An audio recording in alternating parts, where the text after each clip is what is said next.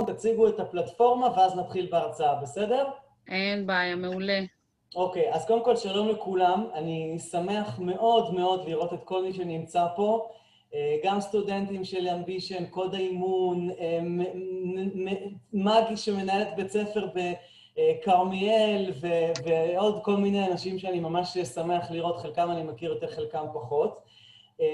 הפלטפורמה היום של ההרצאה שהיא תהיה משהו כמו שעה, שעה ורבע, נכון נינה? זה מה שפינינו? כן, כן.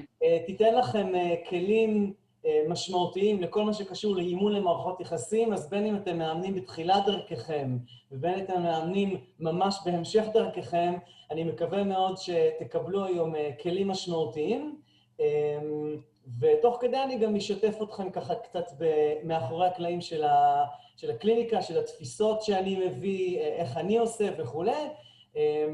ואנחנו כמובן גם נשאיר זמן לשאלות, אז אני מעביר את המיקרופון למי שארגן את זה, לאנשים המדהימים שארגנו את זה, יציגו את הקבוצה ואז אני אתחיל. טוב, אז איזה כיף, אנחנו מתחילים, נר ראשון של חנוכה. אז קודם כל חג שמח לכולם, וזה ממש לא מובן מאליו שאתם פה בערב חג חנוכה. אז קודם כל אנחנו רוצים כל אחד ואחד מאיתנו להוקיר אתכם על זה שהייתם. וברוכים הבאים, זו הרצאה ראשונה של קהילת מאמנים מלווים מאמנים. כולנו מאוד מאוד מתרגשים לארח אתכם כאן. זו בעצם הרצאה ראשונה מבין סדרה של הרצאות חודשיות, שאנחנו ככה דואגים לקהילת מאמנים מלווים מאמנים. ואני רוצה לספר לכם בכמה מילים על הקהילה, ואנחנו נתקדם. אז בעצם הקמנו את קהילת מאמנים מלווים מאמנים, אני, צחי, סיגל, שחר, טליה, אנחנו 5 מאמנים, בסיום הפרקטיקום שלנו. היי לכולם, תנופפו חבר'ה. אנחנו סיימנו את הפרקטיקום שלנו, ובעצם תוך כדי המהלך, עוד במהלך הלימודים, ככה הבנו שכמאמן זה מאתגר מאוד להיות לבד במערכה, ותוך כדי שהתקדמנו באימון שלנו, למדנו את הכוח של הקבוצה שלנו, יצרנו לנו מעגל כוח, והבנו כמה אנחנו עוזרים אחד לשני, אנחנו משתפים, אנחנו מלמדים, פותרים דילמות ביחד, בונים רעיונות, בונים את הקהילה הזאת של מאמנים מלווים מאמנים, ובעצם בנינו את הקהילה הזאת על מנת לעזור לכל המאמנים באשר הם, בעיקר אלו שבתחילת דרכם, בעיצומם של הלימודים, או ממש בתחילת הפרקטיקום, שלא להרגיש לבד ולדעת שיש לנו פה אוזן קשבת, אוזן מקצועית, שאנחנו עוזרים אחד לשני, תומכים אחד בשני, ואנחנו לא לבד, ואנחנו מזמינים אתכם גם להיות פעילים בקהילה, לתרום ולהתערם, ואנחנו מזמינים אתכם גם ליצור את המעגלי כוח שלכם, כדי שתהיו מחוזקים ותצאו קדימה ותידרו קדימה, כי אימון זה זכות ואימון זה שליחות, וזו האמונה שלנו, של כולנו.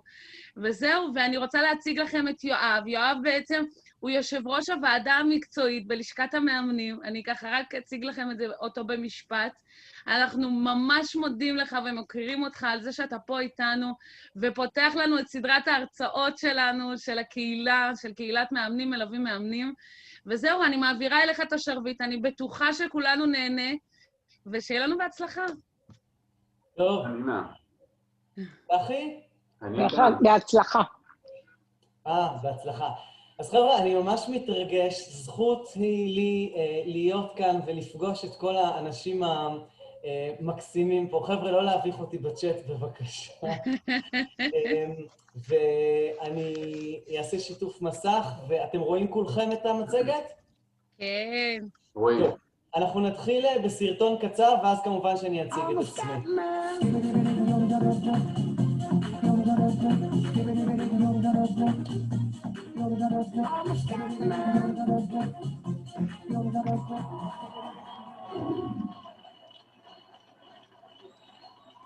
לפעמים חברה שלי משגעת אותי, כמו כל הבנות, קנאית, לפני חודש שלחה אותי לקניות, חוזר מהסופר, אומר לה, מה משמעי קטע? בתור, בזמן שהקופאית מעבירה את הדברים, זאת מאחורי, התחילה איתי. וואלה. ומה אמרת לה? מה נראה לך, ממי? אמרתי לה שיש לי חברה. אוקיי. לפני שבוע נכנסנו ככה לוויכוחון, די, ממי, אני משתגע, כל היום בבית אני משתגע, אני רוצה לצאת, תפסיקי להיות יבשה. יבשה? ככה אני. לא טוב לך? לא טוב לך? אתה יכול לצאת עם הזנזונת מהסופר! אני בטוח תרצה לצאת איתך! כן, סתם, מכלום אתה נכנס איתה לריבים. גם סתם מהקיצות חמודות.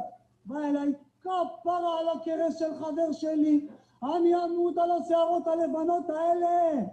עשיתי טעות כי חשבתי שגם לי מותר. יא מהממת, אני חולה על הבטן הקטנה שיוצאת לך. איזה בטן? אמא שלך בטן, אומר לי בטן מפגר? אל תדבר איתי יומיים. היא גם מחליטה מתי אני הולך לישון. הלכת פעם לישון בלי להודיע לה? אסור, זה לא ייגמר בטוב. אתה יכול ללכת לישון נשוי ולקום רווק. היא מסמסת. מאמי, חיים שלי, אני אוהבת אותך, תאהבת חיי. למה אתה לא עונה לי? מאמי, קרה משהו? אתה מסנן אותי? אין בעיה. תבוא לקחת את הדברים שלך ותדע שאתה הכי מכוער בארץ. אז חבר'ה, לי קוראים יואב אופק. ככה קצת התחלנו בהומור. אני בזוגיות פרק ב' עם ראם, אבא ל3 ילדים, אנטון, רוני ועמית. יושב ראש הוועדה המקצועית, חבר הוועד המנהל של לשכת המאמנים, בוגר מכון אדלר, והיום אתם קצת תכירו את התפיסה שממנה אני בא ועל פיה אני בעצם חי גם בחיים האישיים שלי וגם בחיים המקצועיים. אני מנהל תחום חניכה ומנחה בכיר במכון דרייב, ומלמד קורסי אימון בשני בתי ספר, אמבישן וקוד האימון, ועושה עוד כמה דברים אחרים, ובעיקר מאוד מאוד אוהב את מה שאני עושה, וזו זכות גדולה. למעשה היום אנחנו נדבר על אימון למערכות יחסים. במפגש הזה אנחנו ניגע בדברים הבאים, ואנחנו גם נדבר טיפה על גישת הפסיכולוגיה האדלריאנית, שמדברת על הוליסטיות של האדם ועל מושג הבחירה כתפיסה מקדמת תוצאות. נדבר על תחושת השייכות, איך לא, אדלר תמיד מדבר על תחושת השייכות. אני אציג סיפור מקרה ואני אתן לכם ככה איזה 3 דקות לנתח, להתבונן בו ולהגיד איך אתם הייתם מאמנים לסיפור המקרה הזה. נדבר על הבסיס למערכת יחסים. אני כבר יכול להגיד לכם, זה מתחיל באלף, מי שיודע שלא יגלה ומי שלא יודע שתתחיל לנחש. ואנחנו נסיים, אם יהיה זמן, במודל נפלא בעיניי שיכול להיות לכם לעזר, שנקרא מודל ילד בוגר הורה. אז בואו נתחיל. לגבי שאלות דרך אגב, אם יש שאלות תרשמו, אם זה ממש חשוב, אז תפתחו מיקרופון, תשאלו, ואם לא, אז בסוף אני אשאיר זמן לשאלות. יש לנו מפגש של כשעה עד שעה ורבע. נתחיל. אנחנו מאמינים, הפסיכולוגיה האדלריאנית מאמינה שהאדם הוא הוליסטי, וגם האימון, כשהוא מתבסס על הפסיכולוגיה החיובית, אומר שהאדם הוא הוליסטי, זאת אומרת, כשיש תכונות, פעולות, מחשבות מסוימות, זה פוגש אותנו בכל מקום. אם אדם אומר, רק בעבודה אני עצבני, רק בעבודה אני אימפולסיבי, בבית אני ממש סבלני ושקט, היי, בוא נבדוק את זה. אדם פועל בכל מעגלי החיים, על פי התכונות, הגישות והתפיסות שלו. רק יש מקומות שיודע לעשות פיין-טיונינג כזה או אחר. ולכן כשאנחנו מסתכלים על האדם, אנחנו מסתכלים עליו בפן ההוליסטי, ולכן כשאנחנו מאמנים אותו על פלח מסוים בגלגל החיים, אז אנחנו מאמינים שהתוצאות שלו ישפיעו גם על פלחים אחרים בגלגל החיים. אז בואו נתקדם. הכל קשור לתחושת השייכות, וכמובן שעוד מעט אנחנו נדבר על תחושת השייכות ועל זה שכל תחום מושפע ומשפיע על האחר. אדלר, שחי ב-1870 עד 1937, היה רופא, בעצם גיבש את הפסיכולוגיה האדלריאנית, אמר את הדבר הבא: באימון תמיד נתמקד, במקרה שלו זה לא היה אימון, אבל במקרה שלו זה היה תפיסה אדלריאנית. הוא אומר שאנחנו תמיד מתמקדים באפשרויות שבפנינו, בעתיד שלנו ובפעולה של האדם, שנובעת מיכולת הבחירה החופשית בכל מצב, ובואו רגע נתבונן בזה. לכל אדם יש אפשרויות. הפסיכולוגיה הקלאסית בדרך כלל מטפלת בפתולוגיות, במה שכואב, במה שחוסם את האדם או חסם אותו בילדותו. ואדלר אומר, אוקיי, על מה אנחנו שמים את אלומת האור? על הכאבים והפתולוגיות של העבר, או על האפשרויות שלו. והוא אומר, לכל אדם יש שלל אפשרויות, וזה גם מקושר למושג הפרואקטיביות, וחלק מכם יודעים על מה אני מדבר, כי רק אתמול דיברתי על זה בלימודים. והוא אומר, לכל אדם יש יכולת להיות פרואקטיבי ולגייס ולייצר פעולות מיכולת הבחירה שלו. בחירה זה מושג שאדלר מדבר עליה הרבה מאוד. הוא בעצם אומר שלכל אחד מאיתנו יש את יכולת הבחירה בכל פעולה בחייו, ועל כן הוא צריך, או נכון, שהוא ייקח אחריות גם על הבחירות שהוא עשה, בין אם היו נכונות או לא נכונות, ולמעשה גם בסיטואציה כזו או אחרת, כמו הקורונה, כמו גירושים, כמו מערכת יחסים לא טובה עם הילד, חשוב שניקח אחריות ונשאל מה בחרתי לעשות, או איך בחרתי להתנהג בסיטואציה הזאת, שהביאה אותי לתוצאות האלו. אני בחרתי בפעולה, ובגלל או בזכות הבחירה שלי, בין אם הייתה נכונה או לא, בדיעבד זו התוצאה. ולכן חשוב שאדם יהיה אחראי לבחירות שלו. זו גם בשורה מאוד משמחת, כי זה בעצם מאפשר לנו בני אדם שליטה על חיינו, וגם כמובן לקחת אחריות. ובהקשר לזה אני רוצה להכיר לכם מודל שמתבסס על שני מחקרים שנעשו בשני אוניברסיטאות בארצות הברית, אומרות את הדבר הזה: לנו בני האדם אין יכולת לשנות 57% מהדברים בחיינו, קרי, אנחנו לא יכולים לשנות את העבר שכבר היה, את מזג האוויר, את הטמפרטורה, את הגיל שלי, יש המון דברים שאנחנו לא יכולים לשנות, כנ"ל את השפעות הקורונה שהיו, וכולל החלטות הממשלה או העולם עכשיו. חלקנו מאוד כועסים, מתבאסים, מתוסכלים, לא ישנים לילות, זה משפיע על מערכות היחסים בחיינו, והשאלה היא, האם אנחנו יכולים להשפיע על זה? מה זה עוזר? לאן אנחנו מנווטים את האנרגיות והמשאבים שלנו, בעיקר כשאנחנו משלמים במערכות יחסים, כשאנחנו לא יכולים להשפיע על הדברים האלה, אבל מאוד כועסים, עצבניים וכן הלאה. ולעומת זה אנחנו כן יכולים להשפיע על 43% מהדברים בחיינו, כמו הדרך שבה אנחנו חושבים, הדרך שבה אנחנו מתקשרים עם הסביבה, הדרך שבה אנחנו מחזיקים את הגוף שלנו, ובמובן הזה גם הדרך שבה אנחנו מקיימים את מערכות יחסים בחיינו. אין לנו אחריות, או אנחנו לא יכולים לשלוט על הסביבה שלנו, על מערכות יחסים ועל היחס של הסביבה אלינו. אבל אנחנו כן יכולים לשלוט בדרך שאנחנו מתייחסים, בדיאלוגים שלנו, בדרך שאנחנו מתקשרים וכן הלאה. ולכן, אדלר אומר, אדם שמגיע לאימון לעתים מתמקד בחוסר האפשרויות, ובהקשר לשקף הקודם, ב-57% בעבר שלו, אי אפשר לשנות, בהימנעות מפעולות שנובעות מייאוש או תפיסות מוטעות, ואו מבחירה חופשית, כי אז ייאלץ לקחת אחריות. אז חבר'ה, כשאנחנו מתמקדים בחוסר האפשרויות, בעבר, במה שאנחנו לא יכולים לשנות, אנחנו בעצם נשארים באזור הנוחות ואומרים, זה לא אני רוצה, אני משתדל, זה בת הזוג שלי, זה הילדים שלי, זה הממשלה וכן הלאה, ואז בעצם מה שנותר לי זה רק לשבת על הכיסא ולהסתובב מצד לצד ולהגיד, אני לא יכול לשנות, אני פסיבי. וכמו שאתם בטח יודעים כמאמנים אישיים, כשאדם בוחר להיות פסיבי, אז הוא לא משיג את המטרות שלו, כי הוא גם לא עולה על המגרש. וכשאדם לא עולה על המגרש ולא משיג את המטרות שלו, הופך להיות אדם עצוב יותר, מתוסכל יותר, הדימוי והביטחון העצמי נפגעים, וזה מה שאנחנו גם רואים. מי רוצה להיות עם אדם מתוסכל, שנשאר באזור הנוחות, שהוא פסיבי ופסימי, ועד כמה זה משפיע על מערכות יחסים בחייו. ולכן אנחנו נעבור לסולם הצרכים של מאסלו, שמדבר שכדי להגיע למימוש עצמי, תקראו לזה אושר, חשוב שאנחנו נעלה בסולם הצרכים, וכמו שאתם בטח יודעים, לכולנו, מאמין שלרובנו יש את הצרכים הבסיסיים, כמו מזון, שתייה וכן הלאה, ביטחון והגנה, אני מקווה שיש לכולנו, בתקופת הקורונה זה לא מובן מאליו בכלל לצערי, אבל אני עולה לצורך השלישי שמדבר על שייכות וקבלה. האדם הוא מטרתי, והמטרה העיקרית שמובילה אותו בכל דבר שהוא עושה בחייו, היא הצורך בתחושת שייכות.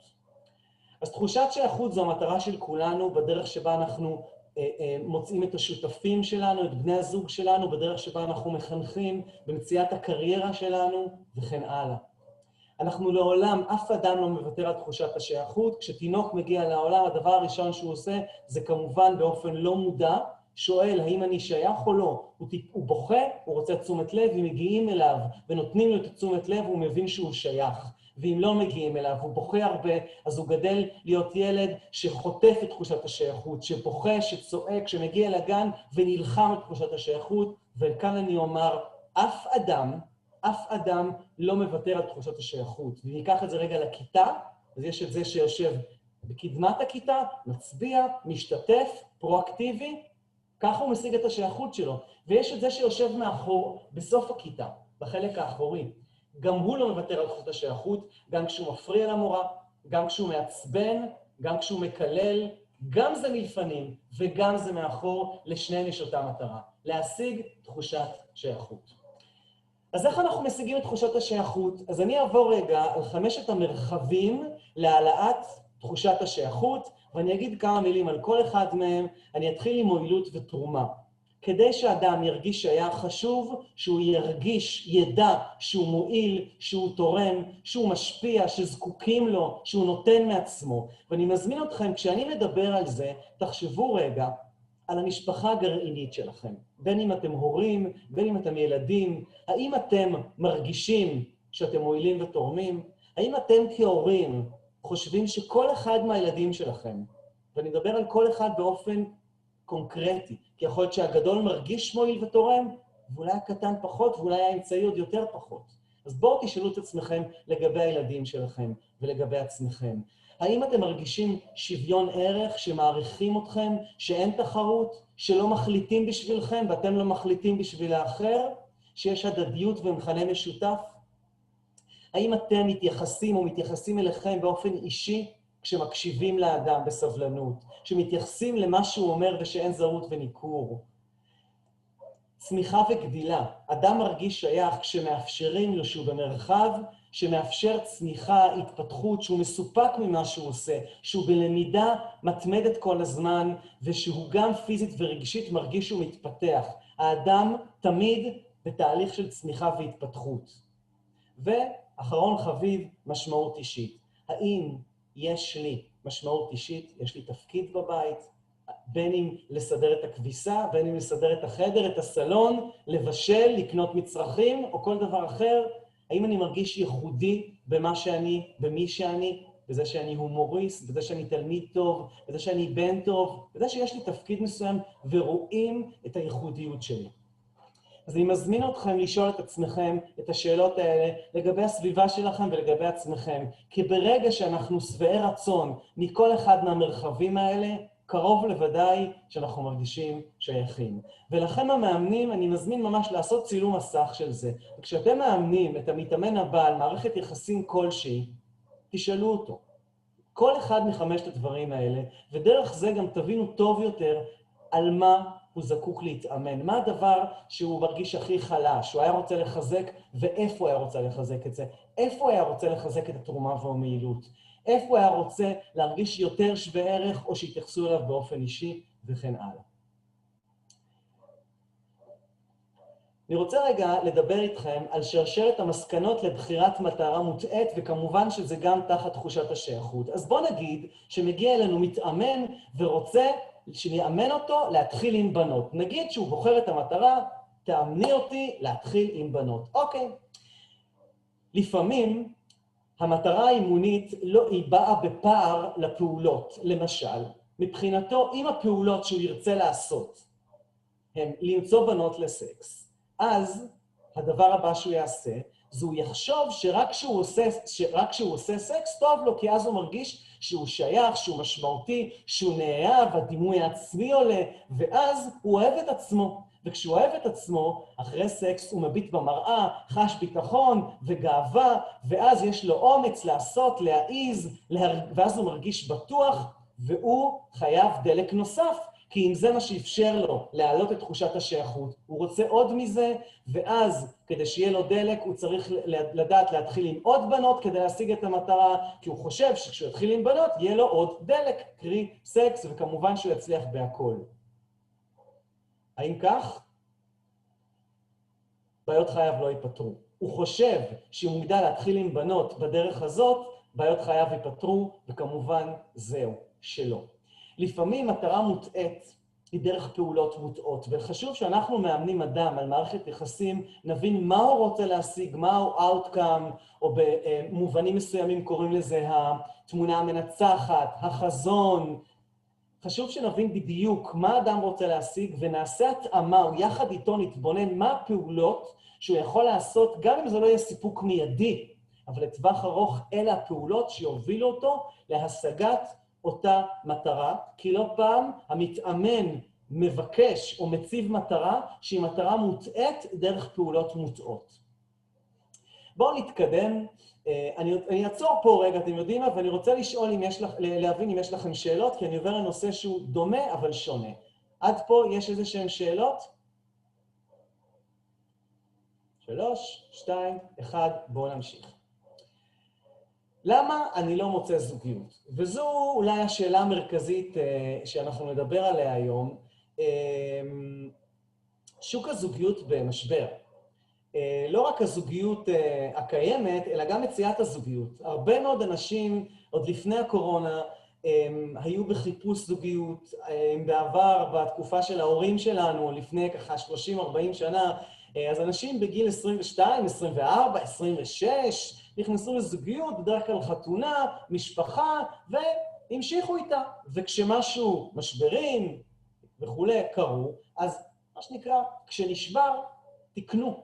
לא מיהרו להתגרש. ב-30-40 שנה האחרונים, בעיקר ב-20 שנה האחרונות, יש עלייה משמעותית בגירושים. היום אנחנו ממש השווינו עם ארצות הברית, והיום כל זוג שלישי במדינת ישראל מתגרש. ושלא נדבר על הרבה מאוד זוגות שנפרדים. אז אנחנו שואלים למה אנשים לא מצליחים להשיג זוגיות כשהם רווקים, למה אנשים לא מצליחים להחזיק זוגיות כשהם נשואים או במערכות. למה? אז אני רוצה לספר לכם שהתפיסה האימונית שלי אומרת שלא כל אדם צריך להיות בזוגיות. ההיגיון הכללי שלנו ניזון מנורמה שכל אדם צריך להיות, אבל לתפיסתי יש אנשים שרוצים זוגיות לא באמת כי הם עם תשוקה או רצון, אלא מסיבות כאלה ואחרות, כי לא נעים לי להגיע למשפחה ושואלים אותי, נו, מה איתך, מתי אצלך? כי אני יוצא עם חברים שלי וכולם נשואים ורק אני ברווק, איזה פדיחה. ולעיתים אנשים מחפשים זוגיות מתוך תפיסות שגויות על עצמם, מתוך איזשהם פרדיגמות. בגיל מסוים אני חייב להיות בזוגיות. אם אני לא מוצא בת זוג או בן זוג, סימן שאני לא מספיק משהו, לא מספיק טוב, לא מספיק יפה, לא מספיק חכם, סלש אולי פגום, ואז לפעמים הם מגיעים אלינו ופועלים בכיווני חיפוש שמשרישים אצלם את התסכול ממעגל האכזבה העצמית, הם מכוונים נמוך מדי, משקיעים המון זמן, אנרגיה ללא תכלית. וכשאנחנו מאמנים אדם למציאת זוגיות או לשיפור זוגיות, חשוב להבין האם באמת יש לו תשוקה, ואני אפילו משתמש בסרגל ושואל עד כמה אתה באמת רוצה זוגיות. מ-1 עד 10, 1 זה נמוך מאוד, 10 זה מאוד גבוה, ואת זה אני מזמין אתכם לרשום. סרגל מדידה מאפשר לנו לדעת ולעזור למתאמן להבין כמה באמת תשוקה ורצון אמיתי יש לו להשגת המטרה. ואם המתאמן יגיד לי, תשמע, אני רוצה 8-9, אני אגיד לו מעולה, וגם אז אני אבדוק איתו. אבל אם הוא יגיד לי 5-6, אז אני אגיד לו, אז מה הסיבה שהגעת לאימון? מה היית רוצה לקבל כאן? ולא פעם אנחנו נשמע אנשים שאומרים, תשמע, בתכלס אני רוצה זוגיות. אבל כיף לי לחיות לבד, אני גר בתל אביב, יש לי דירה משלי, או כשאני סוחר, לא משנה, אבל אני גר בה לבד, עם שיתופים, כיף חיים, אני עושה מה שבא לי, זורק את הגרביים שם, את הנעליים פה, אף אחד לא אומר לי לשטוף כלים. לא בא לי שמישהי תאהב ותתערב לי, לא בא לי שמישהי תגיד לי, רגע, אנחנו זוג, צריך לעשות ככה ואחרת. ולכן יש אנשים שמסרבים להיפרד מהרווקות שלהם, רוצים גם זוגיות, אבל גם להמשיך בחופש שיש להם. ולפעמים יש אנשים שרוצים זוגיות, אבל לא תמיד יש להם את המסוגלות הזוגית, ועל זה אני רוצה לדבר. זה אחד השקפים המרכזיים שנראה אותם, אז לכן אני מזמין אתכם, אם אתם רוצים לכתוב, לצלם את המסך, שבעצם שואל ואני גם מענה, למה אנשים לא מוצאים ולמה אנשים לא מתחזיקים זוגיות? יש פה 5 פרמטרים, שלכולם אני קורא חוסר מסוגלות זוגית, או בדיקה של המסוגלות זוגית. הראשון מדבר על חוסר מסוגלות לקבל שבזוגיות לא יהיה לי כל מה שאני רוצה, ולא הכל יהיה כפי שאני רוצה. זאת אומרת, לאו דווקא אני אגור במקום שאני רוצה, כי יכול להיות שבן או בת הזוג שלי ירצו לגור במקום אחר, אולי אני אגור בבית שלא תמיד לשבע רצוני, אולי ההתנהלות בבית היא תהיה התנהלות שונה מה שהייתה בבית הוריי, או בבית שבו חייתי כרווק, אוקיי? ואני צריך להתפשר הרבה מאוד. יש משפט שאני אוהב להשתמש בו, שאומר שזוגיות היא כמו 2 חבלים. כשאנחנו לוקחים 2 חבלים ורוצים לחבר אותם, כל אחד מהם צריך לוותר על חלק משמעותי מאורכו כדי לייצר את הקשר. וכשאני מדבר על חלק משמעותי, זה לא, טוב, אני אוותר על לגור בבית קרקע, נגור בקומות. טוב, בסדר, אז שהילדים ילכו לישון ב9, בסדר. לא. אני מדבר לפעמים על לוותר את דברים מאוד מאוד מאוד משמעותיים. כמו, האם שנינו נמצא לעבודה ומי שיחנך את הילדים זה מטפלת, לוותר על דברים משמעותיים כמו זה שאחד רוצה X יחסי מין והשני לא, לוותר על זה שלפעמים בוויכוחים צריכים לקבל את זה שלא שני הצדדים מסכימים ולא רבים על זה, והסכמות שלפעמים קשה לנו לוותר עליהן, ולכן צריך לזכור שבזוגיות היא לא דבר קשה, אני לא משתמש במילה קשה, אבל זוגיות זו עבודה שכל הזמן, לאור האתגר, גם מצמיחה אותנו והופכת אותנו לאנשים טובים יותר, חזקים יותר, ורסטיליים יותר. ומה אנחנו צריכים מול משימות החיים, אם לא להיות ורסטיליים ולהתאים את עצמנו. הדבר הבא זה ציפיות גבוהות. כשאדם מגיע לזוגיות, או בכלל לחיים, עם ציפיות גבוהות, כגודל הציפיות, גודל האכזבות. ולכן, לפעמים אנשים מצפים גם שהזוגיות תפתור את הבעיות. אני ביישן, כשתהיה לי בת זוג, אז אני אסתדר, ואז אני אלך איתה, אז יהיה לי ביטחון. כרגע אני לא מוצא עבודה, כי אני לא מעריך את עצמי, הביטחון העצמי שלי נמוך, אבל שתהיה לי בת זוג, אני ארגיש יש לי בת זוג, וגם תהיה יפה והכל, אז יהיה לי ביטחון ואני אמצא עבודה. אז חבר'ה, אני מאמין שאתם מבינים שזה לא קורה, אבל אנשים מאמינים שברגע שהם ימצאו בת זוג או בן זוג, אז בעיות החיים שלהם ייפתרו. הדבר השלישי, זה חוסר הערכה עצמית. כשאדם לא מספיק מעריך את עצמו, אז בעצם הוא מפרש אירועים סביבו, ולא משנה איזה אירועים, כפגיעה ועלבון. אני מגיע למשפחה למשל, אם אני לא בזוגיות, מדברים בצד, אני בטוח שמדברים עליי. אם אני מגיע לחברה, אוקיי, ויש שם כמה זוגות ואני רווק, אני בטוח שמסתכלים עליי ומלחששים. נכיר לו מישהי, לא נכיר לו מישהי, מה הוא רווק, למה, אוקיי? ולכן חבר'ה, לא פעם, אנחנו מגיעים כבר לחיים עם איזושהי נטייה לעלבון, ולא פעם אנחנו גם משתמשים במנגנון ההגנה, פוגעים באחר, או מתגוננים, או נכנסים למאבקי כוח, ובגדול אנחנו מרגישים את הצורך להדגיש את העליונות שלנו, כי ברגע שאני מרגיש שאני לא מספיק שווה, לא מספיק טוב, אז מה אני עושה לאחרים? אני מלמיך אותם, ואז אני גבוה מהם. איזה כיף. עכשיו אני גבוה כי פגעתי בך, כי אמרתי לך שאתה לא מספיק שווה. אז חבר'ה, אנחנו לא רוצים להלמיך אף אחד כדי להרגיש שווה ערך, בטח לא כשאנחנו בזוגיות. הדבר הרביעי זה חוסר תחושה חברתית, כשאדם מתמקד בעיקר בצרכים וברווחים שלו, והוא שואל את עצמו בעיקר מה הוא יכול לקבל בזוגיות ומה יעשה אותו מאושר. לצערי זה מאפיין הרבה מאוד אנשים היום, בעיקר דור ה-X ודור ה-Y שחונכו על לשים את עצמם במרכז. זה גם חלק מההשפעות של חינוך לפינוק,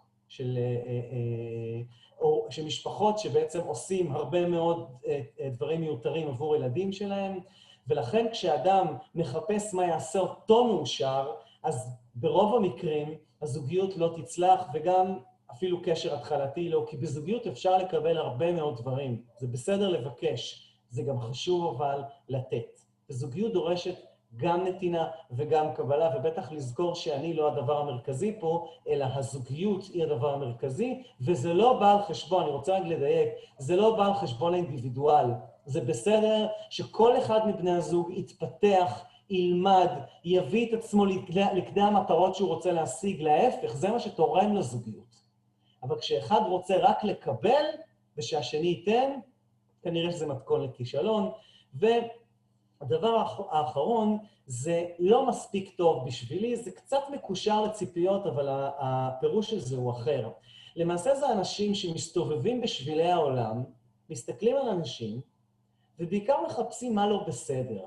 תחשבו רגע על זה, על דודו שמגיע לדייט עם סיגלית, למשל. לא עם סיגלית, כי יש לנו פה סיגלית, דודו שמגיע לדייט עם אהובה. אז דודו מסתכל על אהובה, והדייט עובר בסדר, ואז שדודו חוזר הביתה ומדבר עם החבר, הוא אומר לו, תשמע, אהובה חמודה, כאילו, היא ממש חמודה, אבל לא יודע, משהו בפנים שלה, גם, לא יודע, יש לה תואר ראשון, והיא לא נראית כזאת, היא חכמה, אני עוד מעט מסיים תואר שני, או...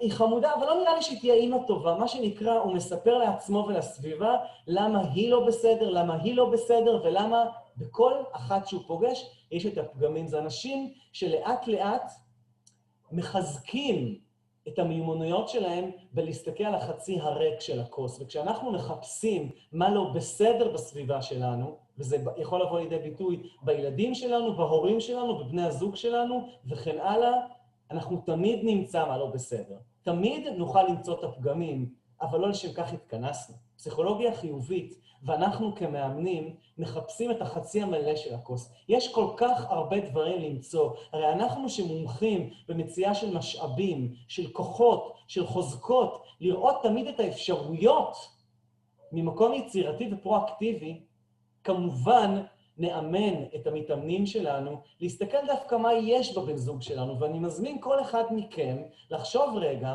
על בן או בת הזוג שלו, במידה שאתם בזוגיות, ואם לא, על איזשהו אדם משמעותי וקרוב לכם. ולבחור לפחות 2 דברים שאתם אוהבים ומעריכים בו. ואני נותן לכם לזה 15 שניות. לפחות 2 דברים שאתם אוהבים ומעריכים באדם הזה שבחרתם.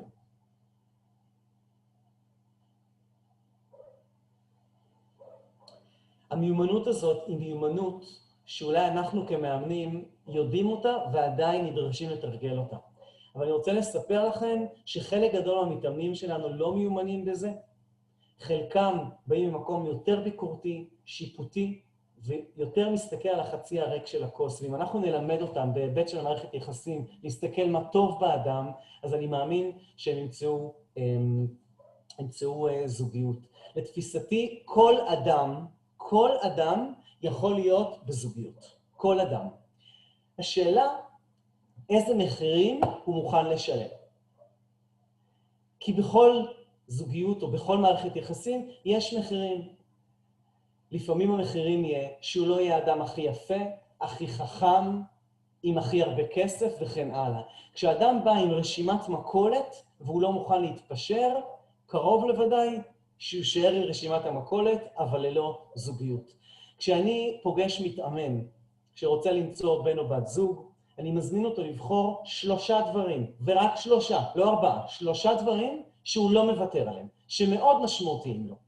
ואם אותו מתאמן יצטרך לארוז את הכל, למקד את זה ל3 דברים, ואני אתן דוגמה למשל, שבת הזוג שלי תהיה אוהבת אדם, שתהיה לה תחושה חברתית, שהיא תרצה להקים משפחה, שהיא תעודד לימודים והתפתחות, אוקיי?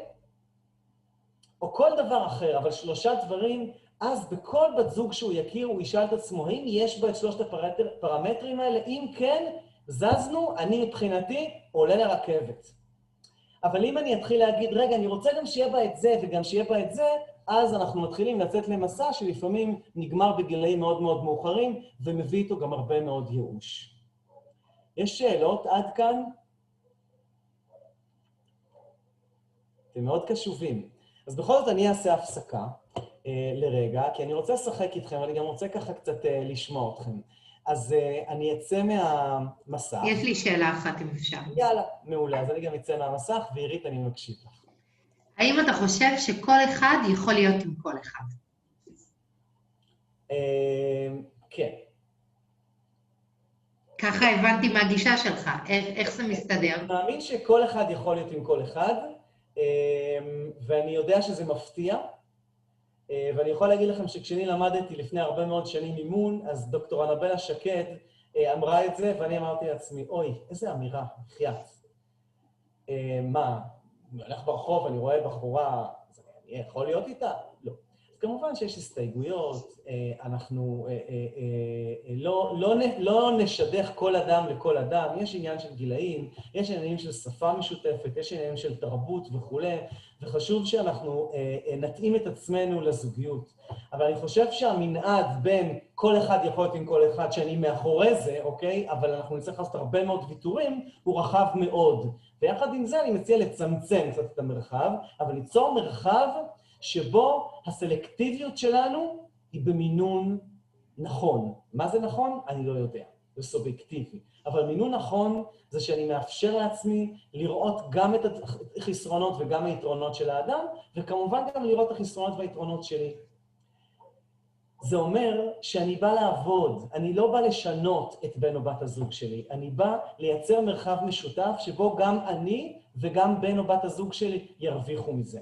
ולכן התשובה היא כן, השאלה עד כמה אני מצמצם את המרחב לכזה או לכזה, או אם ניקח דימוי אחר, עד כמה הרשת שלי צפופה. אם הרשת שלי גדולה מאוד, אז למעשה כל אחד יוכל להיכנס ואני אהיה עם כל אחד. אבל אם הרשת שלי צפופה מאוד, אז בעצם עם כל כך הרבה תנאים, אז איך אני אמצא? תודה רבה. אוקיי. אז מה שאנחנו נעשה עכשיו, אנחנו נשחק קצת, ואני ככה קצת אכיר אתכם, זה ייקח כמה דקות, ואני מזמין אתכם, מי מוכן לשחק איתי? בואו נתחיל ככה. אפשר לפתוח מיקרופון? אני, יאללה, קדימה. מי? אני. יאללה, אוקיי. נינה, יש פה קליעה למטרה, את לא רואה מה כתוב על זה, אני יודע, אבל יש פה כל מיני משימות, כמו אם את, נינה, תשיגי, מה יעשה אותך מאושרת אם תשיגי? או, במשימת גיל 80, נינה, שיארגנו לך, יספרו עליך שתמיד היית, או, אם תפילתך הייתה מתקבלת בשמיים עכשיו, מה היית מבקשת? אז את תגידי לי עוד רגע, הופ, ובהופ שלך אני זורק את החץ, ובוא נראה מה תהיה המשימה שלך. אז תגידי לי הופ, ואני מקווה שאני אקלע. יאללה, קדימה, הופ יואב. אוקיי, אז לא קלעתי בזה, בשני אני מקווה שאני אקלע. קדימה. אוקיי, אז נינה, אם תשיגי, מה יעשה אותך מאושרת? מה יעשה אותי מאושרת? מה תרצי להשיג שיעשה אותך מאושרת? להתייחס לתחום מסוים או באופן כללי. באופן מאוד ספציפי. זוגי, מערכות יחסים? רצוי. רצוי, אוקיי. אז אם אני לשביל, כן, אבל מה שיעשה אותי מאושרת זה אם אני אשיג שפה משותפת עם בעלי ברמה שאליה אני שואפת. יש שפה משותפת, אבל אני רוצה לעלות דרגה. אוקיי, מעולה. הייתי מספיק ברורה? היית לגמרי ברורה, ואני אפילו אשקף את מה שאת אומרת. את אומרת שכרגע בינך לבין בעלך יהיה שפה משותפת, והיא אחלה, זה לא שהיא גרועה, אבל את, כמי שגם לומדת אימון, מאמנת ורוצה צמיחה והתפתחות, את בעצם מאחלת למערכת היחסים שלך לדייק ולשפר את השפה המשותפת עם בעלך. מדויק. מי עוד? מי עוד טוב, משחק? לא כולם ביחד, מה? מי עוד? הנה, נלי מרימה יד. מי? נלי? נלי. רגע, אני אסתכל, רגע, הנה נלי. נלי, רק תורידי טיפה את המצלמה שנראה אותך ולא רק את התמונה אוקיי, אחלה. נלי, גם תפתחי את המיקרופון אוקיי, ותגידי לי הופ. הופ. יפה, אוקיי. אז נלי, במסיבת גיל 80 שיארגנו לך, מה יגידו עלייך? יגידו עליי. אני לא יודעת אם אני אחיה עד אז, אם אני אחיה. אנחנו מאחלים לך עד 120. מה יגידו עליי? שגידלתי משפחה למופת. שגידלתי משפחה למופת. כן. אוקיי. אחלה ילדים. אז חבר'ה, מה שעשינו, תודה נלי ותודה נינה, מה שעשינו עכשיו זה גם אופציה לאימון קבוצתי או זוגי או משפחתי או אישי בזום, ואני רוצה להגיד לכם שבגלל שאני גם מאמן הרבה מאוד בזום, אני משתמש בכל מיני אמצעים יצירתיים, שחלקם בקליעה למטרה, חלקם בכל מיני משחקים, וככה בגלל שאתם מאמנים, אז אני גם אגיד לכם כמה טיפים, ותשימו לב שמדי פעם כשאני מאמן, כדי שהפלטפורמה הזאת לא תהיה שטוחה, ושאני כל הזמן רק אדבר, אלא מדי פעם אני גם זז אחורה, אוקיי? ואני מציג את הדברים האלה. אני יכול להגיד לכם שמדי פעם אני גם טיפה מעלה את המצלמה, ואם אני חושב שהקבוצה או המתאמן טיפה נרדם, אז אני אומר לו, בוא רגע נעשה שנייה כמה נשימות, ואנחנו עושים את הנשימות האלה, הסטודנטים מאתמול זוכרים את זה, אוקיי? או כמה קפיצות באוויר, ואז אנחנו יכולים לחזור. אני מודה שחלק מהמתאמנים קצת נבוכים מזה, אז מה? אבל בסופו של דבר הולך חיוך על הפנים, וזה קצת מפיג את האווירה, אז זה ככה סתם טיפ, ובואו נתקדם.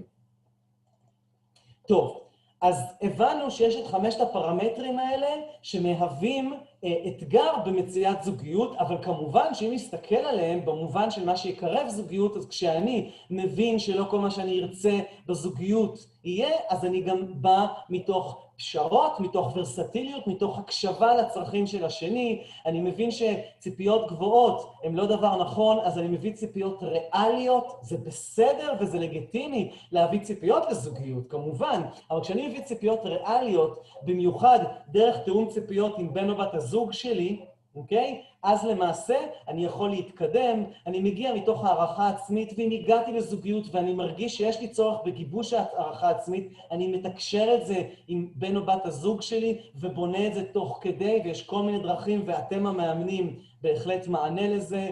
אני מקדם ומשפר את התחושה החברתית שלי, ומבין שתחושה חברתית היא בכלל, על פי מחקרים של מדעי העושר, אז תרומה חברתית. פסיכולוגיה... יש לי שאלה, אפשר לשאול שאלה?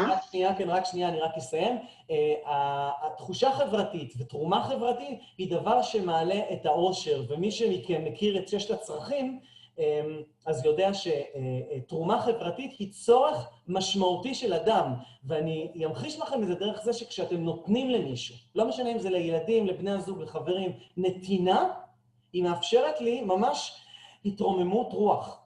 אני מרגיש בעל ערך, כי כשאני נותן, אני מרגיש שאני משמעותי. ולא פעם אנחנו אנשים שהם צנועים או מסרבים לקבל, אומרים, לא, אין לי צורך, וזהו, אנשים שיותר אוהבים לתת, פחות לקבל, בעצם מה הם עושים, ולא חשוב לשקף את זה. בדיוק הייתה לי מתאמנת לפני יומיים, שהיא אדם שמאוד אוהב לתת. בנתינה, כל הזמן היא עוזרת, היא מייעצת לחברות, מתקשרים אליה, והיא עוזבת את הדברים, מייעצת ונותנת ומבשלת, ולילדים, אין לי אוויר מלתאר את זה. ואז אמרתי לה, תגידי, איך את עם לקבל? אז אמרתי לי, לא, אני לא אוהבת לקבל, אני לא צריכה כלום.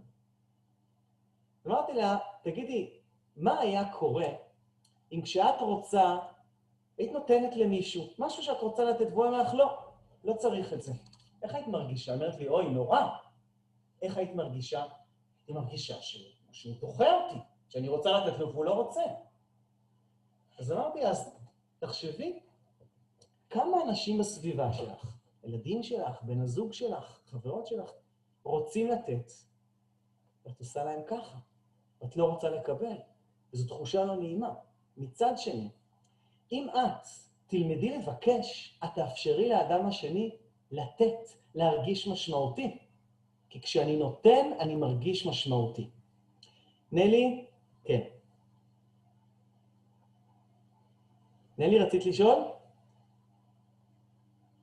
אוקיי? בקשר לחוסר הערכה עצמית שדיברנו קודם. כן. יש בחור, נגיד, שמתייעצים איתי מדי פעם. יש בחור שמאוד לחוץ בטירוף לפני כל פגישה. ואני לא ידעתי איך לייעץ לו. השאלה אם אני יכולה לאמן אדם כזה או לשלוח אותו אז זהו, אז זה נושא מורכב. הוא לא דפוק, הוא בסדר. כן, נלי, את והכל הוא בסדר. נלי, את שומעת אותי, נכון? כן. כל המרחב הזה של דימוי וביטחון עצמי, זה דבר מאוד עמוק, אנחנו מדברים עליו הרבה מאוד בלימודי האימון, וכמובן בהמשך בפרקטיקום. זה כמובן פוגש אותנו במערכות יחסים, רק זה נושא מאוד עמוק, היום אני לא אדבר עליו, אבל אני בהחלט אדבר עליו בהמשך, אבל זו שאלה מצוינת. אז אני, ברשותכם, הצגתי לכם פה דילמה, אני אקרא אותה, ואני אשמח לשמוע את ההתייחסות שלכם, איך אתם הייתם, או איזה אסטרטגיה הייתם מגבשים לאימון שלו. אז כמובן זה מתאמן שהיה לי, אני שיניתי פה את כל הפרטים. דניאל בן 25, החל אימון לפני שנה פלוס, בהפוגות עקב לימודי רפואה. הוא חששן, ציני, אולי זה הגנות, קשור מאוד להוריו ואחותו, מצטיין דיקן שנה שלישית, עד מפגשי האימון לא היה בשום קשר רומנטי עם בחורות, לאחר מספר מפגשי אימון קיים יחסי מין עם בחורות והתלהב מהאקט, אך נראה אמביוולנטי, ואמר אמירות כמו, זה נחמד ואני מרגיש גברי רק שלא ממש נמשך, זה מלחיץ אותי אז, דורש הערכות וזה לא תמיד מתאים, אוקיי, זה האמירות. מערכת היחסים עם הבנות לא צלחו לאורך זמן מסיבות של התאמה בין אישית, אי התאמה בין אישית, סליחה, במהלך האימון ביצע משימות בעליות וירידות, ולרוב סיפר למה הוא עסוק, למה הוא לא יכול, למה לימודים לא יצא, אין לו זמן כרגע, והיו גם תקופות שהוא הניע והביא תוצאות מדידות בקשרים, כמו הוא יצא לפאבים, נכנס לאתרי קרויות, עשה יוזמות, אבל זה היה תמיד חצי קלאץ' כזה, אוקיי? לא ממש משמעותי. מספר חודשים לאחר תחילת תהליך האימון, כשנשאל על העדפה מינית, סיפר שהייתה לו התנסות מינית עם גבר בשירות הצבאי, וזוכר אותה מאוד לא טובה, אבל בוחר לתת לזה להיות זיכרון ולא לבדוק את זה. הוא היה נחוש להתאמן על מציאת זוגיות עם בחורה. זה סיפור המקרה כמובן בקצרה. ועכשיו אני אשמח לשאול אתכם, איך אתם הייתם ממשיכים ומנהלים את האימון לאור הנתונים האלה?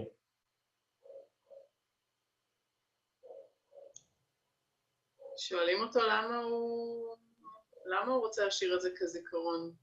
מה הסיבה? כי אם הוא זוכר את ההתנסות הזו לטובה, אז מה הסיבה שהוא משאיר את זה רק כזיכרון? אוקיי, למה הוא משאיר את זה כזיכרון? אם זה... תראה, מדובר במצטיין דיקן, זה בן אדם שיודע לעשות משימות, יודע לעמוד בדברים, יודע זה, ובכל זאת בוחר ככה לעשות ב-on and off את המשימות, אז אלף הייתי משקפת לו את העניין הזה, ושואלת אותו, באמת שוב, מה הסיבה שהוא ככה, קודם כל הייתי שואלת אותו, דיברנו על הברומטר, אז בין 1 ל-10, כמה אתה באמת רוצה את זה? ומה אתה באמת רוצה? ועל מה אתה היית רוצה להתאמן? אוקיי, אז הוא אמר על מה הוא רוצה להתאמן, הוא רוצה להתאמן, להכיר בחורה, הוא רוצה זוגיות עם בחורה, הוא מאוד מאוד רוצה זוגיות בכלל, מרגיש צורך בחום ואהבה. אולי הייתי שואלת אותו למה. למה? מה? למה הוא כל כך רוצה זוגיות? למה כל כך חשוב לו זוגיות? למה הוא כל כך... עם בחורה, הדגש הוא על בחורה. הבחורה. למה הוא כל כך רוצה זוגיות עם בחורה? מה כל כך חשוב? יכול להיות שיש איזה... נגיע לכל מיני לחצים סביבתיים, אולי מהשאלה הזאת, או משהו אחר, אני לא יודעת, אבל נשאל אותו למה. למה הוא רוצה... אוקיי. אני הייתי שואלת אותו, מה המטרה? מה המטרה? מה זאת אומרת, מה המטרה? מה המטרה בזוגיות הזאת? זאת אומרת, על איזה צורך הזוגיות שהוא רוצה לבסס עונה? האם על צורך שלו, על צורך נורמטיבי שהוא חושב שמישהו מצפה ממנו לזוגיות בסוג כזה של בחורה? יכול להיות שהוא רוצה לענות על צורך של אמא שלו, או של מישהו אחר? מה המטרה? מה הצורך? על איזה צורך זה בעצם עונה? בעצם החיבור הזה בין מאוד להוריו ואחותו, עם הסוף של המידע עליו, הוא מעדיף להשאיר, זוכר את זה לטובה ומעדיף להשאיר את זה כזיכרון, סוגרים פה את המעגל הזה של הנורמטיביות ולחצים סביבתיים. אוקיי. אני הייתי עושה לו איזשהו דמיון מודרך, לא היו סליחה. לא, בסדר, תמשיכי כבר איתך.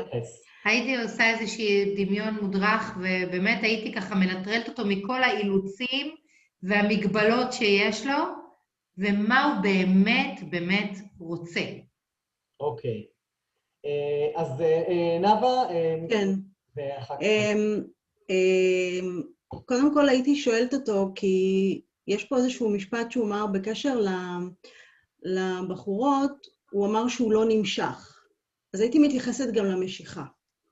כי הייתי בודקת, האם לגבר שהייתה לך איתו היה לך איתו איזשהו ניסיון, נמשכת?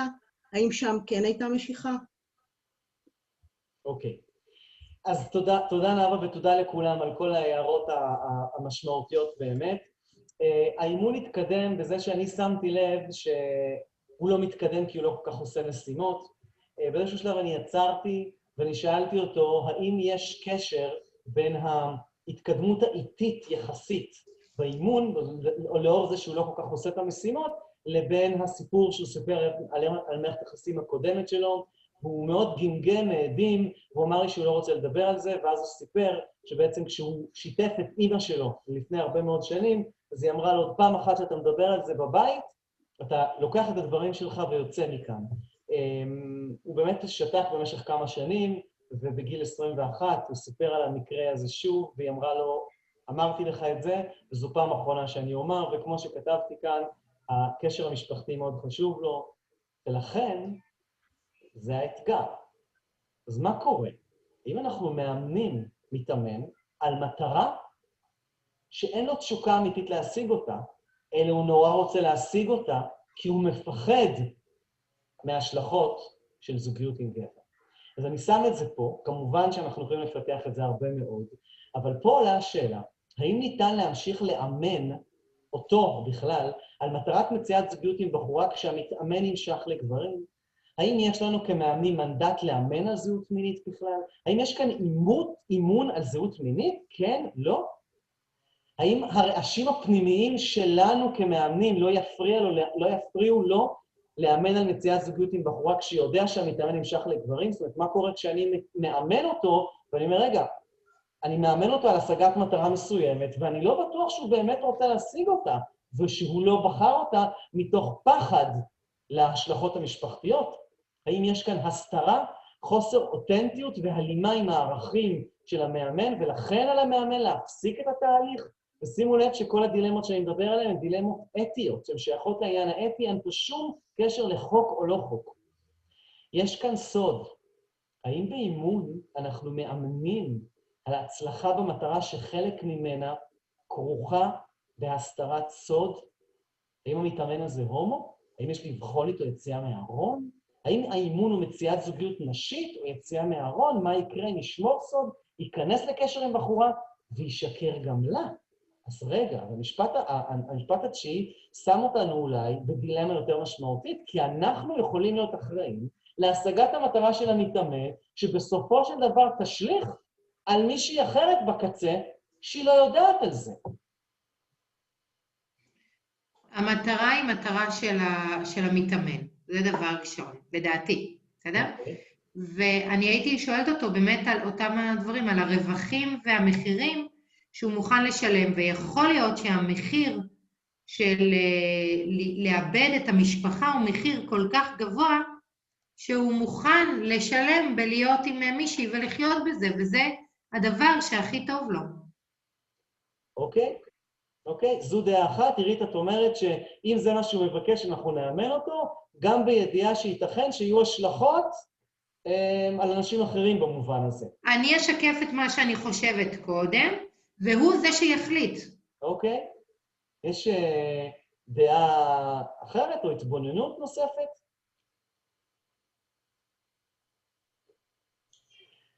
חברים, מישהו רוצה להגיד משהו? כן, אני חושבת שהוא נמצא בדיסוננס, והרבה פעמים מתאמן שמגיע אלינו, אז הוא אומר שהוא רוצה משהו אחד, אבל הרבה פעמים כשאתה מקלף, אתה מגיע למקומות אחרים, וקצת מרגיש לי שזה המתאמן, כלומר, שהוא הגיע להתאמן על זוגיות, הוא בעצם הגיע להתאמן על איך לצאת מהארון, איך לעשות את זה, איך לא לשבור את הקשר עם ההורים, ובכל זאת לעשות את זה. ככה מרגיש לי בבטן, אבל לא יודעת, מה היה בסוף. האם אני יכולה לשלוח אותו כמו מומחים של הקהילה, של להתייעץ איתם? הרי הם נתקלים כל הזמן בכאלה דילמות.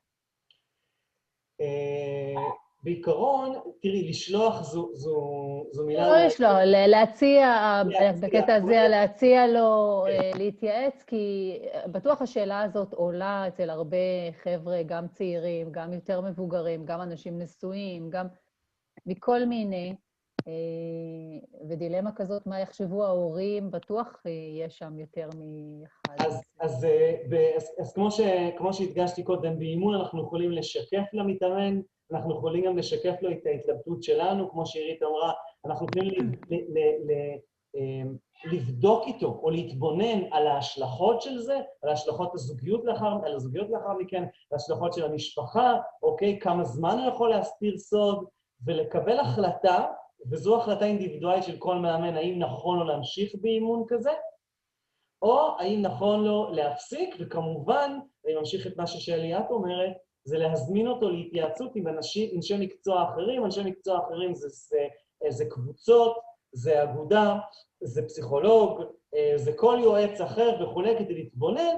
אני כן יכול להגיד לכם שיהיו אנשים שפתוחים לזה יותר, אנשים שיהיו פתוחים לזה פחות, במקרה הזה לא היה שום סיכוי שהוא יסכים לדבר על זה אפילו מילה אחת, אוקיי? ברגע שאני העליתי, לקחתי את זה בשלב אחד קדימה, הוא התחיל בבכי, הוא אמר לי, לא יהיה, אני לא אדבר על זה, אני לא רוצה לדבר על זה, אני לא רוצה לדבר על זה, ממש בצורה כזאת, ואני הבנתי שאני פה נכנסתי יותר מדי, רק בשאלה קטנה. אז חבר'ה, אני מזכיר לכם, יש טיפוסים רגישים, ואנחנו צריכים להיות מאוד מאוד מאוד עדינים, עם המון חמלה ואמפתיה, ולכן אני לא אתן את הפתרון הסופי, אני כן יכול להגיד לכם שהוא עבר תהליך ארוך של התבוננות בקצב שלו, בבשלות שלו, אני הבנתי, זה דבר שאני כן הבנתי, ואני מזמין אתכם גם לזכור את זה, שאדם צריך להיות בבשלות מסוימת. זה שהוא הגיע אלינו לאימון עם בשלות לשינוי של מציאת זוגיות, זה עדיין לא אומר שהוא בשלות לעשות תהליך משמעותי נוסף, שזה קפיצה למים עמוקים יותר, ולכן אנחנו יכולים להמשיך איתו בתהליך, תוך כדי התבוננות, ולתת לו מה שנקרא להכיר את עצמו טוב יותר. אני כן יכול לספר לכם שהיום מתאמן לזה כבר. שמה הוא היום? מצא את עצמו. נשוי לגבר. יש לי שאלה. נשוי לגבר. יש לי את השקף הקודם, שנייה.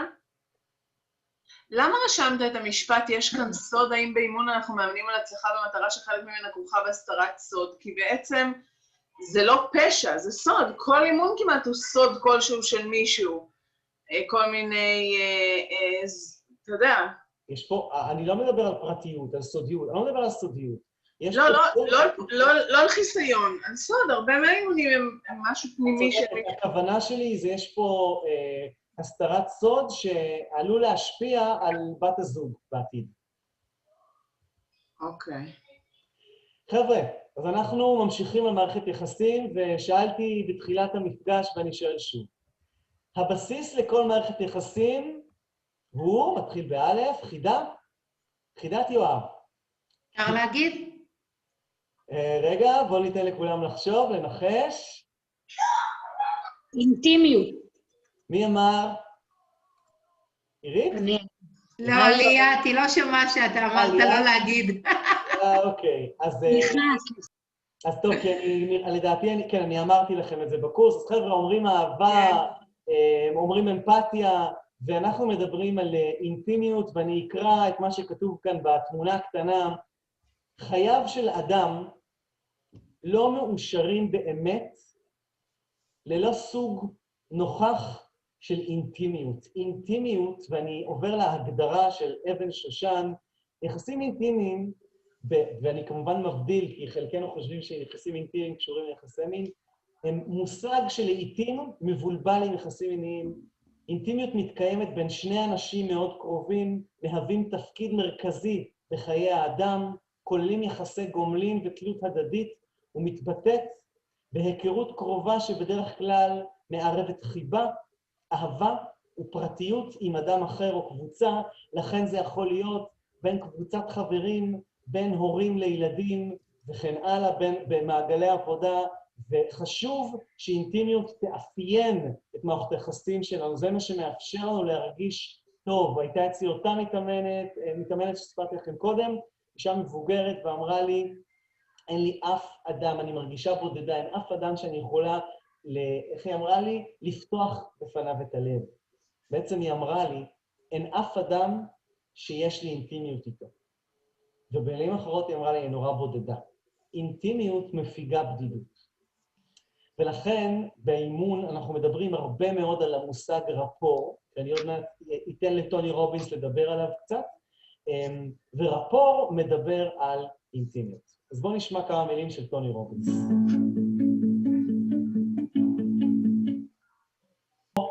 וכמובן אתם מוזמנים לצפות, יש את זה ביוטיוב, תכתבו רפור, טוני רובינס, הוא דיבר על אריקסון, ולמי שלמד, לומד או מתעניין ב-NLP, אז אריקסון לקח חלק מאוד בכל מה שקשור ל-NLP, ואם אנחנו מדברים על אינטימיות באימון, על רפור, אז אנחנו בהחלט מדברים על אינטימיות במערכות יחסים, וכשאנחנו פוגשים את המתאמן שרוצה לחזק מערכות יחסים, ובינינו כמעט כל אימון מתעסק במערכות יחסים, אנחנו נבדוק האם יש לו מיומנויות כדי לייצר את האינטימיות, מה מעכב אינטימיות בתקשורת בין אישית.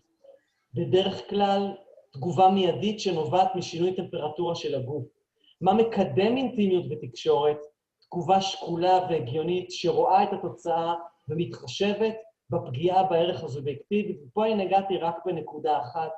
אני מצטרף למה שטוני רובינס אמר, אני מצטרף על הרבה מאוד דברים שקשורים למבט עיניים, לשיתוף, לשפת גוף, להסכמה שלי להיות לפעמים חלש ורגיש, לשתף בפחדים שלי, לשתף בחוויות שלי, לשמוח יחד. אינטימיות היא כמו דבק למערכות יחסים, שמדבר על שיתוף, על התייעצות, על שותפות, על ויתור, על ורסטיליות, על שני החבלים שמתחברים יחד, וכל הדברים האלה, ואני מאמין שכל אחד מכם יודע על מה אני מדבר, ובואו תחשבו רגע על האדם הזה, שאיתו יש לכם את האינטימיות הזאת, זה קיים. לפעמים זה בני הזוג שלנו, ולפעמים זה החבר, החברה, הילד שלנו.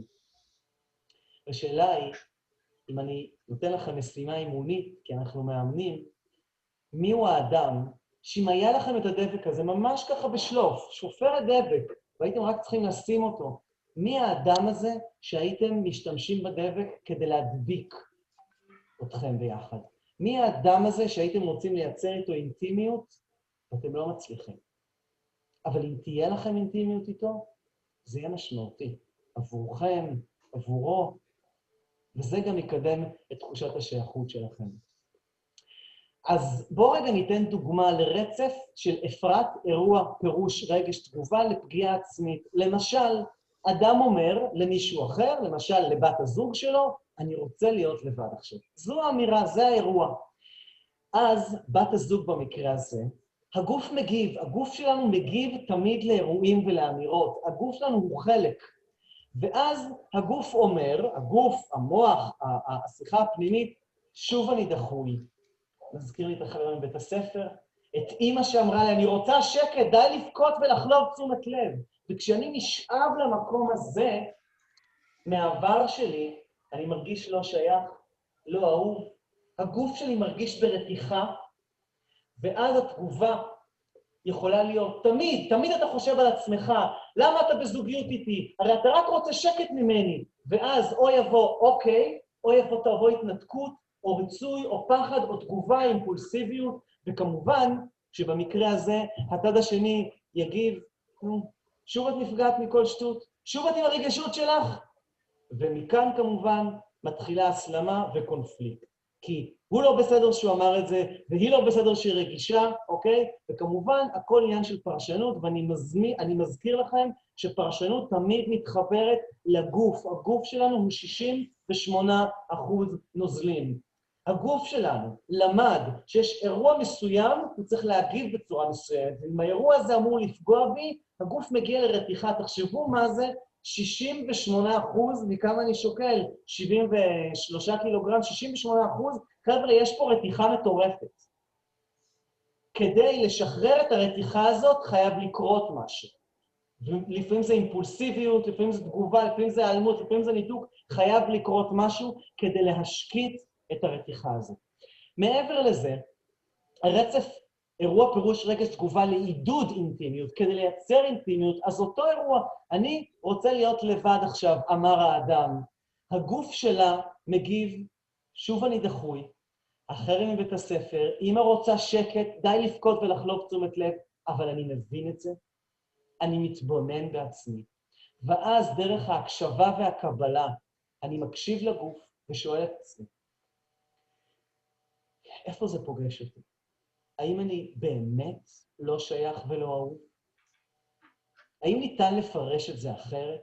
אולי הוא פשוט צריך זמן לבד, כי הוא עבד כל היום, כי כואב לו הראש, כי הוא רוצה לקרוא ספר, כי הוא רוצה זמן לבד. מה רע בזה? למה זה שהוא רוצה זמן לבד חייב להיות נגדי? הוא רוצה זמן לבד. ואז הגוף נרגע, או שלא.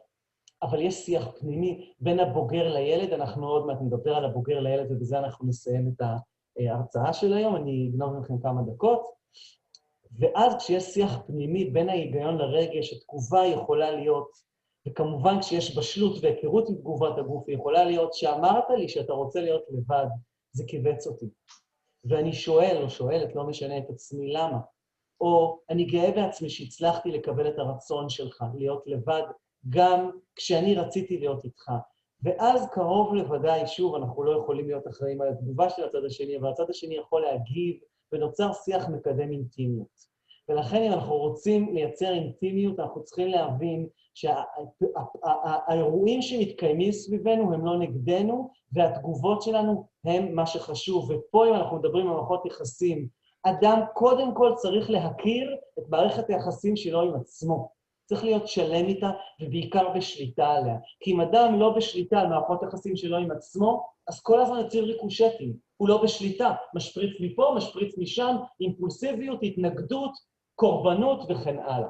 ולכן, כשאדם מגיע לאימון למערכות יחסים, אנחנו נגיד, רגע, בוא נתבונן בך, בוא נתבונן במערכות יחסים שלך עם עצמך, ולאחר מכן נזמין אותך להתקדם.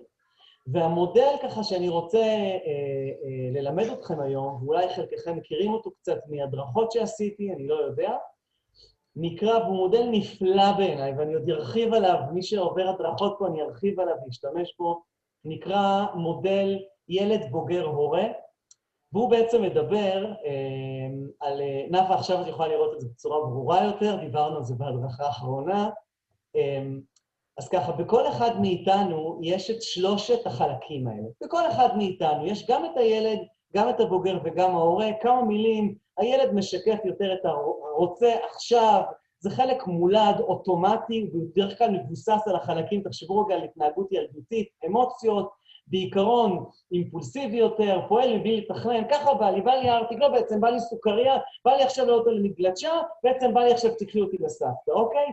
והוא מתקשר בתחיית סיפוקים, וזה בסדר, ולכן הוא גם לא תמיד מקשר בין ההבחנה, בין החשיבה לפעולה או האמירה, מתאפיין בעוצמה רגשית חזקה, וגם חלק האחראי הדמיון והפנטזיה, מה שנקרא, אנחנו כמאמנים מאוד מעודדים את המתאמן שלנו, שיהיה לו את החלקים האלה. אולי לא שיהיה אימפולסיבי, אבל כן שיביא לידי ביטוי את החלימה שלו, את הפנטזיה שלו, שידע גם לפעמים להיות משוחרר, אוקיי? פתוח, ולא תמיד להיות מחושב. הבוגר מדבר על זה שאני יכול, והשלב הבוגר זה לא הגיל הבוגר, החלק הבוגר כבר מתחיל בגיל של 6-7 חודשים אצל התינוק, הוא כבר מבין שהוא יכול לבד להחזיק את המוצץ, את הבקבוק, כבר יכול להיות לבד לאכול, אוקיי? הוא כבר בוגר, הוא יכול לקחת אחריות על דברים שהוא עושה, הוא יכול להגיד, אבא, איזה כיף, מבינים אותו, וואו. ולכן חלק המתפתח עם הגדילה של הילד, רציונל, שפועל על פי עיקרון הכדאיות, לטווח קצר וארוך, מה כדאי לי לעשות כדי לקבל תשומת לב, כמובן מה כדאי לעשות כדי להיות שייך, האם אני יכול להחזיק בקבוק, להגיד אבא, אמא, ולשחק עם הצעצוע, ולבנות מגדל מקופסאות, אוקיי? לעומת רוצה או צריך, אוקיי? פה הוא יכול. החלק ההורה בעצם מדבר על החלק שלנו שאנחנו צריכים לעשות, אנחנו מוכרחים, או כולם עושים, או אסור לעשות. זה סוג של תקליט פנימי שאנחנו למדנו בחיינו, בבית הורינו ובחברה שחינכה אותנו. זה בעקבות הפנמה או חשיפה מתמשכת למסרים, שבעיקר לוקחת אחריות על אחרים, או על משימות ארוכות טווח בחיים. אנחנו בדרך כלל בחלק הבוגר, החלק ההורה, סליחה, שהוא לא קשור להיותי הורה לילדים או לא, ממש לא, זה לא מדבר פה רגע על ההורה לילדים. חלק ההורה גם רואה את ההשלכות לטווח ארוך.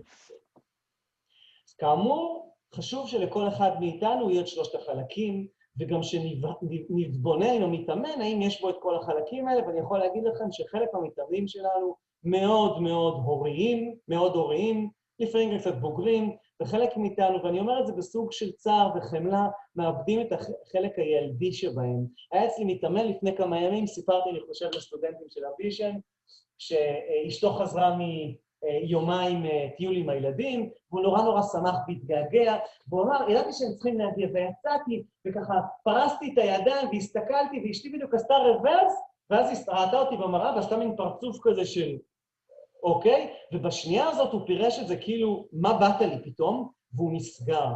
הילד שיצא ממנו, שרצה לעשות, אמרתי לו, איך היית רוצה להתנהג? אז הוא אמר לי, הייתי רוצה לבוא עם ידיים פתוחות, מה עוד?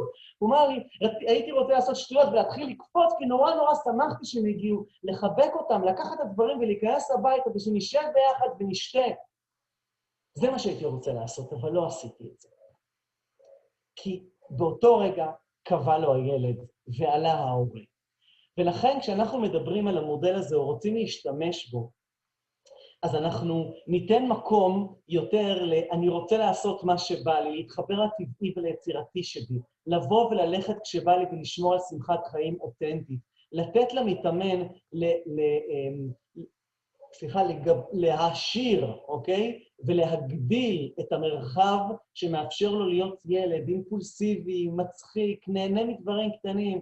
חברים, אני מודה שלמרות שאני מרצה מול קהלים מאוד מאוד גדולים, כשאני עובר ליד גן משחקים, אני לא יכול מלוותר להתנדנד. אני נורא אוהב להתנדנד, ואם יש שם קרוסלה כזאת, אני פשוט נשבע לכם.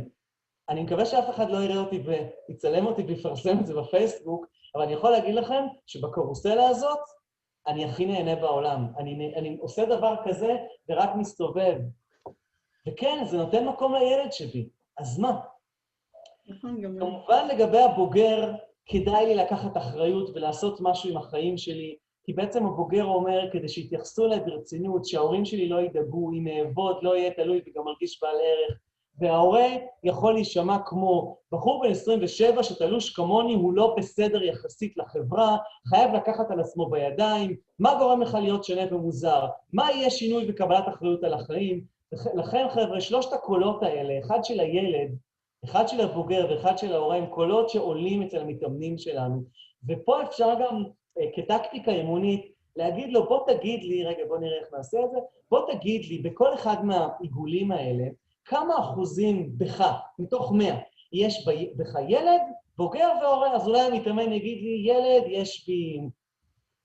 יש בי 20%, בוגר 50%, ועוד 30% הורה. אז נשאל איך זה בא לידי ביטוי. היה לי מתאמן שעשיתי את זה איתו. הוא אמר לי, קודם כל, תקשיב, נופלים לי פה הסימונים. אמרתי לו, איזה הסימונים? הוא אומר לי, וואו, איזה פדיחה. מה פדיחה? אני אתן לכם רק על המתאמן הזה, אוקיי? נקרא לו דני. דני בחור בן 32 לדעתי. רוב חייו עד אז הסתובב בעולם. אתם שואלים מאיזה כסף? של אמא ואבא. אמא ואבא גרים במושב, יש להם הרבה מאוד כסף.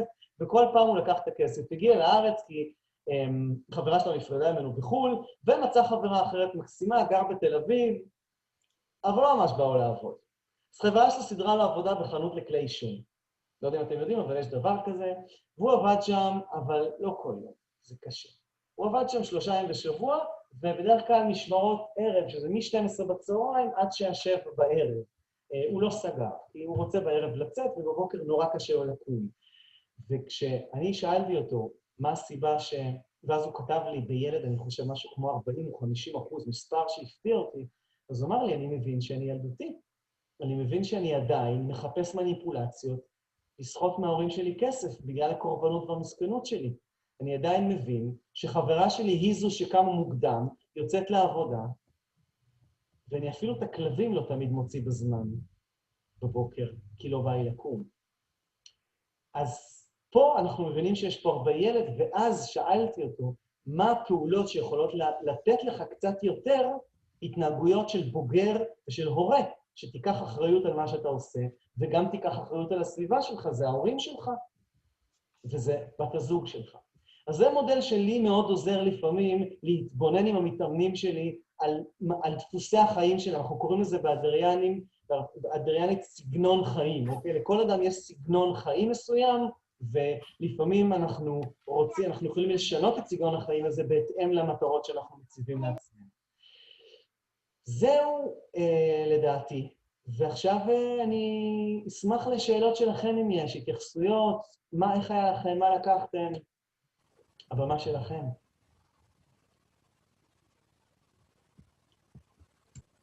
יואב, אני רוצה לשאול שאלה ברשותך. אני פעם ראשונה ששומעת על המודל הזה של הילד בוגר הורה, לא הכרתי את זה לפני, ואני אשמח לדעת אם יש, זאת אומרת, מה השאלה שלדעתך יכולה לעזור לי לראות או לבחון ביחד עם המתאמן באיזה חלק הוא נמצא ולאיזה חלק הוא בוחר לעבור ואם בכלל. אני מאוד בעד להתבונן במודל עם המתאמן. קודם כל להתבונן, להכיר לו את זה, להסביר בכמה מילים את המודל. דרך אגב, המודל הזה לקוח מספר שנקרא אני בסדר, אתה בסדר. לא יודע אם יש לי אותו פה. מספר שנקרא אני בסדר, אתה בסדר. ולהתבונן ולשאול אותו, אני שאלתי קודם את השאלה, אני יכול לשאול אותה שוב. זה כמה אחוזים אתה חושב שבסגנון החיים שלך בא הילד לידי ביטוי, הבוגר וההורה. וכמובן לשאול אותו איזה חלק היית רוצה לחזק בחיים, ועל ידי התשובה שלו גם ניתן לי תשובה על מה הוא רוצה להתאמן. אם הוא יגיד לי, אני רוצה לחזק יותר את החלק של הבוגר, אז אני אשאל אותו איך זה ייראה. אז הוא יגיד לי, בזה שאני אקח אחריות על העבודה שלי, אז אני אשאל אותו, האם כשאתה תעבוד, איך זה ייראה? אם אתה עכשיו, אני פוגש אותך בעוד חצי שנה, ואתה אומר לי, תקשיב, אני מרגיש שהיום אני כבר יותר בוגר, אם בעבר זה היה 20%, עכשיו אני 40%. מה אתה מספר לי? איך זה נראה? באיזה היבט? ולפי זה אנחנו גם נקבל תשובות על מה הוא רוצה להתאמן. מעולה, תודה רבה. יואב, אני רוצה להודות לך, זה היה ממש תענוג להקשיב. למדתי המון, כתבתי המון, צילמתי המון. ואיפה עוד אפשר לקרוא על אדלר, על עוד תפיסות? אדלר יש המון, יש מלא חומר, יש מאמרים, גם באתר של אדלר. אני מאוד ממליץ לקרוא מאמרים של אנבלה שקד, דוקטור אנבלה שקד, יש לה אתר נפלא. מצוינת, נכון. נכון? הנה. מצוינת. יש לה מאמרים מרתקים, זה באמת, זה מאמרים שכתובים בצורה מאוד נעימה לקרוא אותם, והם ישר מחברים אותך, והיא מביאה תפיסות שקל להזדהות איתן, אבל גם מאתגרות קצת. אני מאוד אוהב, והיא כמובן אדלריאנית. דור הררי גם מעניין מאוד. יש ספר נפלא שנקרא לגעת בחיים של תלמה בר-אב, שמדבר גם על מודל שאני, פעם אולי אני אעשה הרצאה, תרצו, שנקרא ארבעת האופציות להתמודדות עם מציאות בלתי רצויה, מדהים בעיניי. וכמובן, כל נושא הזוגיות והיחסים, רק תיכנסו, יש המון ספרים, לי מאחורי ספרים, ויש לי עוד למעלה, יש המון חומרים על זה. יש ספר מצוין של, סליחה שאני נזכרתי שוב, ספר מצוין של זיווית אברמסון, לומדים זוגיות, אוקיי? לא יודע אם הוא פה. זיווית אברמסון. וואו, זה כזה עתיק זיווית אברמסון. החזרת אותנו עכשיו. מי שאומר שהוא מכיר זיווית אברמסון. קשר משפחתי. חשפנו את הגיל. זהו, חשפנו את הגיל. אז זיווית, זה ספר ממש ישן, הוא מתבסס, אני חושב, אפילו מאמרים שהיא כתבה באיזה עיתון, אבל זה מדהים. איך קוראים לו? איך הוא נקרא? זיווית אברמסון, לומדים זוגיות. וואו, יואב, תודה רבה. היה מקסים, נהדר, מועיל, מלמד, כן ירבו. חברים, תודה על האירוח. תודה רבה. יואב, ממש תודה. תודה. חג שמח לכולם. שפינקת את השאלה שלנו בהרצאה הזאת, אני שומע אותך הרבה ותמיד נהנה ותמיד מרתק ומוסיף ומפרה.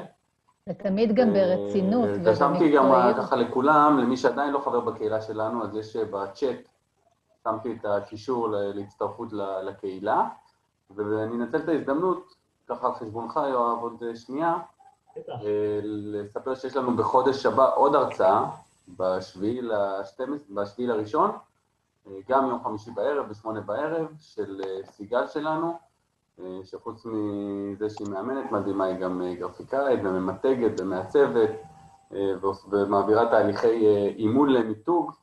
סליחה, סיגל, אם לא קלטתי בדיוק בהגדרה, והיא תעשה לנו הרצאה שפונה בדיוק לשלב שכולנו נמצאים בו, וזה איך לעצב נכון פוסטים מבחינה גרפית, ולהוציא פוסטים מעוצבים ומושלמים בלי להיעזר בגרפיקאים ומעצבים בתשלום.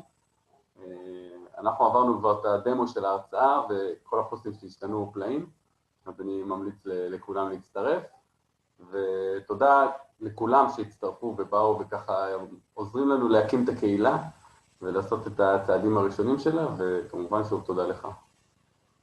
חבר'ה, תודה רבה וחג שמח. בהצלחה. חג שמח. תודה רבה, תודה יואב. חג שמח. ביי, חג שמח. כמו תמיד. ביי. נחי, אתה יכול לשלוח שוב את הלינק בבקשה? זה בצ'אט שלה. היו לי בעיות, התחברתי לשני מכשירים. אז אין לי את רגע, זה. איך עושים שוב? חכי איתנו, אל תעלמי. בואו נראה. דווקא בהרצאה הזאת, והיו לי פה בעיות סאונד ובעיות וידאו. סיבכת אותי פה קשות. שנייה, אני עושה את זה. נו, אז הזדמנות עוד פעם להגיד ליואב תודה, עד שאנחנו מתעכבים. תודה רבה, יואב. אני רואה שהוא ראוי לעוד תודה. אני מקווה שאני לא אנתק. יואב, אני הייתי שמחה לעוד הרצאות בנושא של מערכות יחסים, כי באמת זה משהו שאנחנו חושבים אותו בכל אימון.